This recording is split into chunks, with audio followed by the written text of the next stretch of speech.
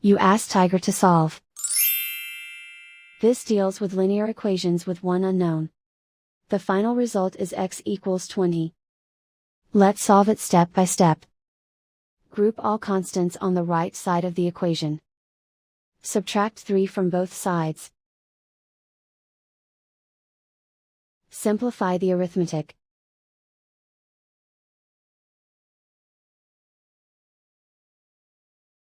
Isolate the x. Multiply both sides by 5.